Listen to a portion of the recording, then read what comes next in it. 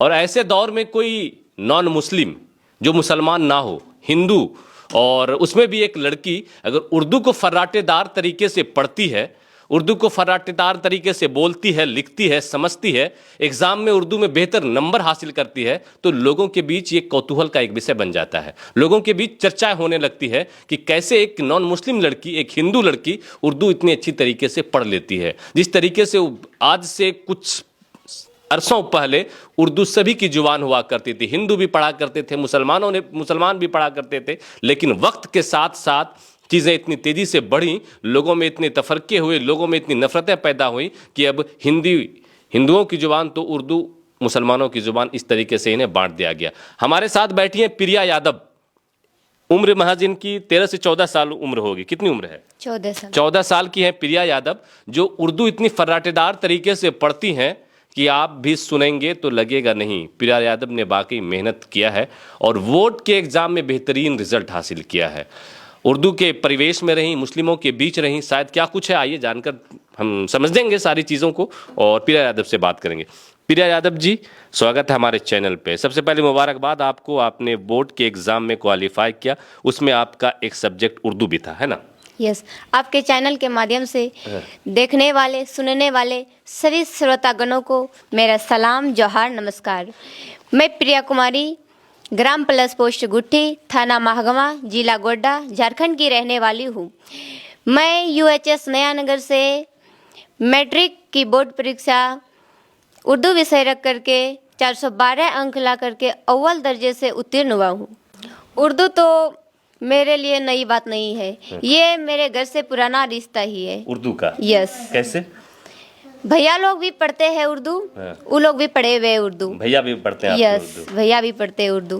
ये कहाँ सीखा आपने? मतलब कि भैया से सीखा, किसी मौलवी से सीखा, किसी स्कूल में सीखा, कहाँ सीखा आपने? नहीं, हम तो ये घरे से सीखे। घर से ही सीखे? यस। आपके भैया लोगों ने हाँ, सिखाया भैया आपको? लोग सपोर्ट किए। उसके बाद उर्दू में आपकी इंटरेस्ट जाग गई? हाँ, इंटरेस्ट जाग फिर आप पढ़ने लगे? हाँ। फिर आपने हाँ। उर्दू तो एक मीठी जुबान है। उर्दू का मीनिंग मुस्लिम नहीं होता है, उर्दू का मीनिंग फौज होता है, लश्कर होता है। अभी देखा जाए तो अधिकतर लोग इंग्लिश फोकस करते हैं, जबकि इंग्लिश तो हमारे यहाँ की भाषा है नहीं, ग्लोबल लैंग्वेज है। फिर भी हर किसी की चाहत है कि इंग्लिश हमारे बच्चे पढ़े, इंग्लिश जाने। तो जबकि उर्दू का जन्म तो यहाँ हुए भारत में। भारतीय संविधान के अंतर्गत 8वीं अनुसूची के अंतर्गत 22 भाषा है, जिसमें उर्दू भी शामिल है। तो उर्दू हम क्यों नहीं पढ़ सकते, क्यों नहीं रख सकते हैं?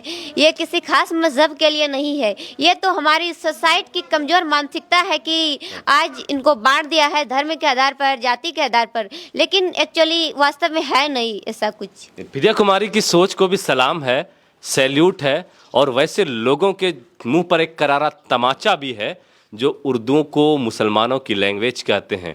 जो स्कूल के बाहर जो लिखा होता है उर्दू प्राइमरी स्कूल, उसे उस बोर्ड से भी नफरत होती है, वैसे लोगों के मुंह पर एक करारा तमाचा मार रही हैं प्रिया यादव जी। प्रिया यादव, अब और भी बातें ढेरों करनी है आपसे, मुझे सुनना है पहले, आप जस्ट मुझे पढ़ के कुछ। बिल्कुल, हाँ, उर्दू किताब थोड़ा सा कुछ पढ़ दीजिए। मजमून, हाँ, एक सब्जेक्ट है, एक चैप्टर है मजमून, उसमें लिखा हुआ है। क्योंकि मुझे उर्दू मालूम है, मैं समझ सकता हूँ, मैं पढ़ सकता हूँ, मैं बोल सकता हूँ, इसलिए मैं बिल्कुल यहाँ पर मेरी मौजूदगी में प्रिया यादव पढ़ रही हैं। उर्दू में मजमून निगारी आगाज सर सैयद से होता है। वाह, ये है उर्दू, बिल्कुल एक चैप्टर है, दिखाइए जरा सा, एक चैप्टर है उर्दू का, थोड़ा सा जूम कीजिएगा मिनसार, माफ़ी चाहूँगा। एक चैप्टर देखिए, चैप्टर को बिल्कुल फर्राटेदार तरीके से एक प्रिया यादव पढ़ने, उर्दू में मजमून निगारी का आगाज़ सर सैयद से होता है, ये सारी चीज़ें इन्होंने पढ़ी। तो प्रिया यादव बिल्कुल उर्दू पढ़ रही हैं और अभी इनका वीडियो सोशल मीडिया पे वायरल हो रहा है। लोग इनकी तारीफ़ कर रहे हैं कि प्रिया यादव को क्या घर में संस्कार मिले। लोगों के घरों में छोटे छोटे बच्चों को जब जहाँ नफ़रतों की पाठ आज के दौर में पढ़ाई जा रही है, तब इसके घर में इसके भाई, इसके घर वाले उसे उर्दू पढ़वा रहे हैं। आप सोच सकते हैं इनके घर का माहौल कैसा होगा, आप सोच सकते हैं इनके घर का कल्चर कैसा होगा, इनके घर से जो आज के दौर में नफ़रत पसंद चीज़ें होंगी वो कितनी दूर खड़ी होंगी। प्रिया यादव जी, और कुछ बताइए, उर्दू जब आप पढ़ती थीं, स्कूल में जाती थीं, तो लोग आपसे सवाल भी करते होंगे, आपका नाम प्रिया है, आपके पिताजी का और नाम है, वो मुस्लिम नहीं है, फिर आप उर्दू क्यों पढ़ेंगे? लोग ऐसा कभी कुछ? हाँ बोलते थे, लेकिन हम तो ध्यान नहीं देते हैं उन लोगों के बातों पे। हम बोले कि ये तो मीठी जुबान है, लैंग्वेज है, किसी को पढ़ना चाहिए, रखना चाहिए। हमको मीनिंग बहुत ही बेहद ही अच्छा लगता है। जैसे कि आज भी देखा जाए तो हिंदी में ही ट्रांसलेट करते हैं। बच्चे को दिशा बोलेंगे तो नहीं समझ पाएंगे बच्चे, लेकिन रास्ता बोलेंगे तो बहुत जल्दी समझ लेते हैं। इस प्रकार बहुत है। आलम है, आलम मीनिंग दुनिया होता है। शबनम है, शबनम मीनिंग ओश होता है। मेहताब है, मेहताब मीनिंग चांद होता है। आफ्ताब है, आफ्ताब मीनिंग सूरज होता है। इस प्रकार बहुत है। चलिए, अच्छा उर्दू में अभी आपने जो एग्जाम दिया बोर्ड में, आपने 412 नंबर लाए, इसके लिए सबसे पहले मुबारकबाद। उर्दू में कितने नंबर मिले आपको? उर्दू में 71 है। 71 उर्दू में आपने Yes. लाए हैं।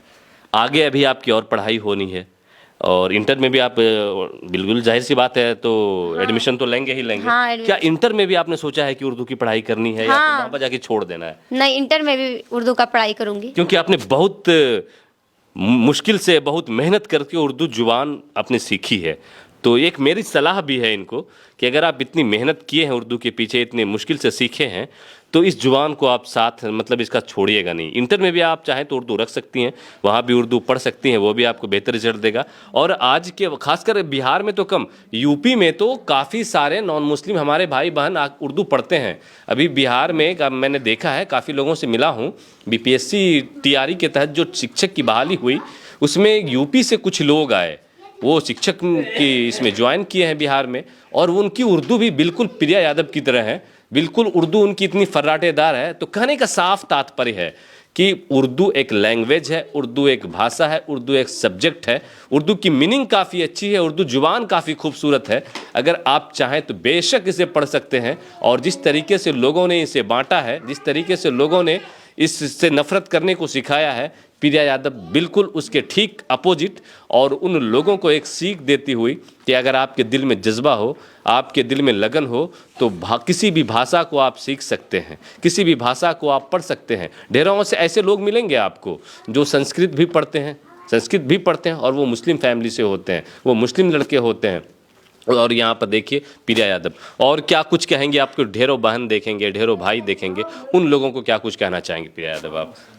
मैं तो यही कहूँगी कि लैंग्वेज से नफरत नहीं करना है किसी को।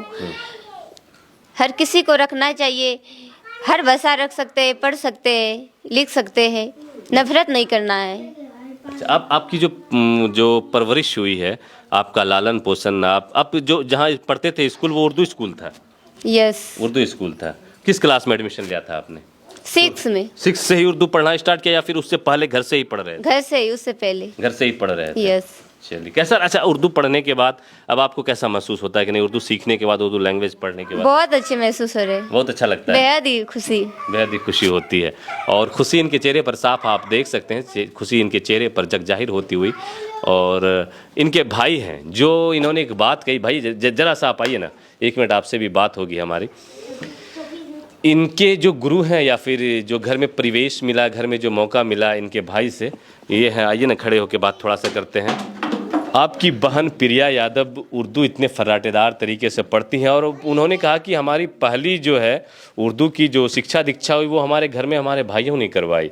तो ऐसा अभी के दौर में जिस तरीके से नफ़रत की हवाएं सरेआम चल रही हैं, भाषा को धर्म के आधार पर बांट दिया गया है, संस्कृत को हिंदुओं की भाषा, उर्दू को मुसलमानों की भाषा, और एक प्रिया यादव के भाई लालू यादव उसको उर्दू पढ़ा रहे हैं।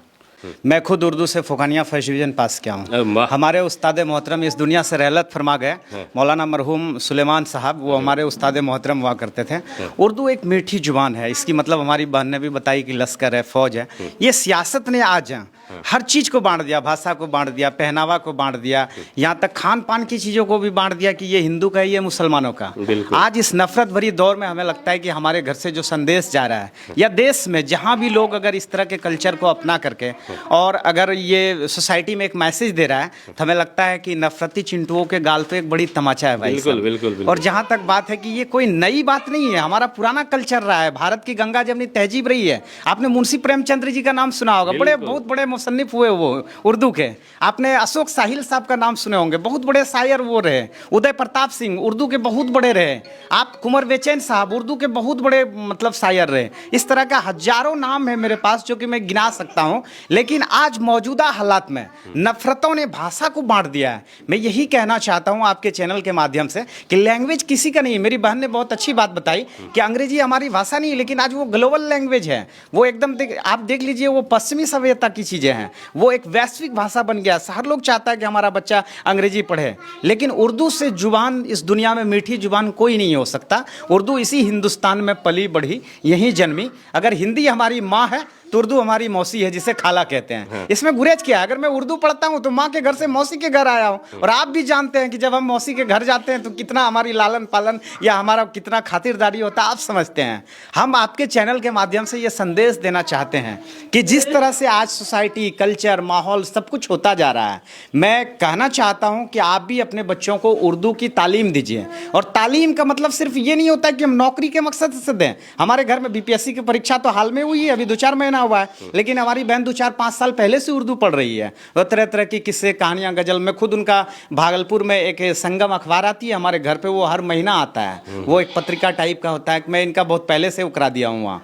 कि उर्दू पढ़ने के बाद क्या होता है ना कि आपसी संबंध जो है एक दूसरे से, हम जैसे एक रिलेशन दूसरे से संबंध बनाते हैं आपसी, अपने विचार को एक दूसरे से आदान प्रदान करते हैं। तो ये जो मिठास भरी लैंग्वेज है, ये जो जोड़ता है, फिर वो क्या एक आनंद में है, एक बहुत हम सुकून वाली हम कह सकते हैं। जब हम किससे बात करते हैं उर्दू से, हमारी बहनों ने तो आपको बताया कि हम भाई नेत्र, नयन बोलते हैं आँख के बारे में, सब लोग नहीं समझता है, लेकिन हम जैसे उनको निगाह बोलते हैं, आँख बोलते हैं, तो सब लोग समझ जाता है। इस तरह हजारों प्रकाश, बच्चे को समझाया, प्रकाश मतलब बच्चा अचंभित हो जाता है, लेकिन कहा जाता है बेटा प्रकाश के मतलब रोशनी होता है, तो बच्चा तुरंत समझ जाता है उस चीज़ को, तुरंत, कहीं कोई गुरेज नहीं। इस तरह का जितना आम बोल चाल में हम इस्तेमाल करते हैं, फिल्मी दुनिया में जितनी गीत गजलें, जितना कुछ है आप देखेंगे, सारा कुछ है वो बिना उर्दू के मिश्रण का नहीं हो सकता है, मुकम्मल नहीं हो सकता, वो अधूरा है। और ये तो हमारे संविधान ने हमको अधिकार देती है। और ये हमारा 5000 साल का भारतीय मुश्तरका कल्चर में जो हमारी उर्दू की अहमियत रही है, आज भले उर्दू की अहमियत घट रही है इसलिए कि लोगों का ध्यान इस तरफ नहीं है, लोगों ने नफरत फैला दिया है। हम आपके चैनल के माध्यम से कहना चाहते हैं कि आप गहराई में